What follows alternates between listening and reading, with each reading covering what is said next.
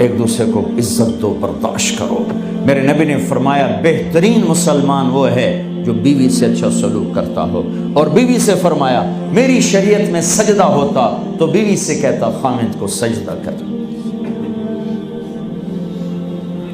بہترین صدقہ اولاد کی تربیت ہے۔ پورا گھر میرے نبی نے نقشہ، ہر ایک کی قیمت بتائی۔ ماں تیرے قدموں تلے جنت، کا کاش میری ماں زندہ ہوتی، تم دیکھتے میں کیا کرتا، میں عشاء کی نماز کے مصلی پر ہوتا، میں سورۃ فاتحہ پڑھ رہا ہوتا، ادھر سے آواز آتی میری ماں کی محمد، تو میں نماز توڑ کے کہتا لبیک اماں جان۔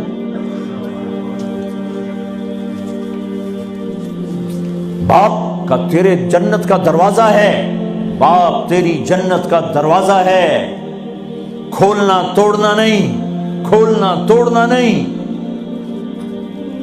توڑ دیا تو جنت میں نہ جا سکو گے۔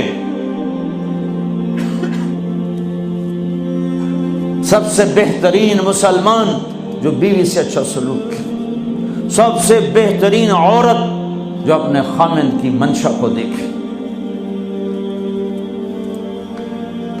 پھر آپ نے ایک عجب بات فرمائی جو معاشرے میں بہت بوجھ بنتا ہے جس کا، ہاں بھائی تمہیں ایسا صدقہ بتاؤں جس سے بڑھ کے کوئی صدقہ نہیں، تمہیں ایسا صدقہ بتاؤں جس سے بڑھ کے کوئی صدقہ نہیں۔ انہوں نے کہا جی کیا؟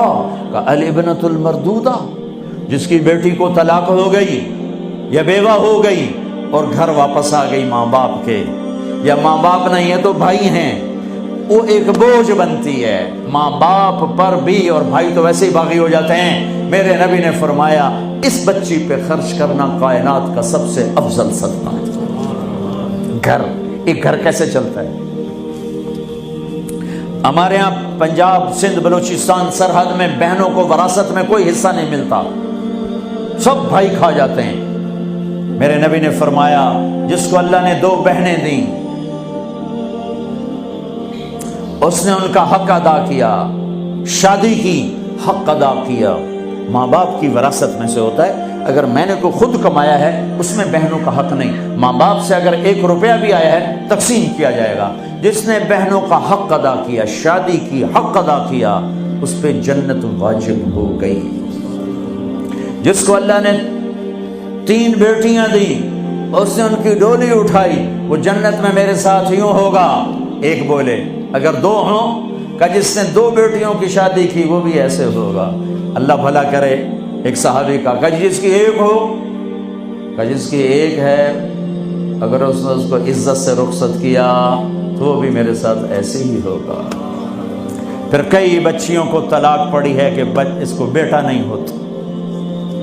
یہاں آنے سے پہلے کا واقعہ، پنڈی سے بچی رو رو برا حال اس کا، میں تو فون سنتا ہی نہیں ہوں ایسے کہ میرا تو کلیجہ پھٹ گیا ہے۔ ہے کہنے لگی کہ سسرال نے کہا تھا بیٹی ہوئی تو طلاق دے دیں۔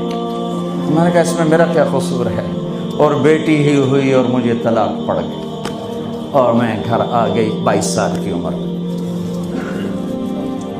بیٹی دینے والا اللہ اور ظلم کرنے والا سسرال۔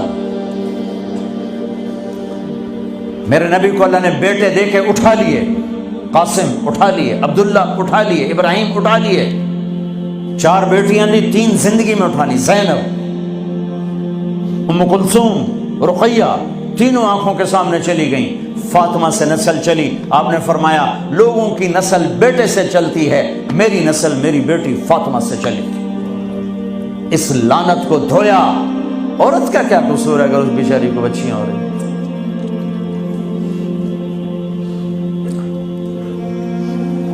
جس نے اپنی بہنوں کو حق ادا کیا، جس نے بیٹیوں کو ڈولے میں بٹھایا، ان کا حق ادا کیا، کہ جنت میں یوں ہو جائے گا۔ بہنوں کو دینا اتنا ضروری ہے، حرام ہو جاتی ہے روٹی۔ میں نے مولانا جمشید صاحب میرے استاد ہیں، میں نے ان سے تفسیر پڑھی۔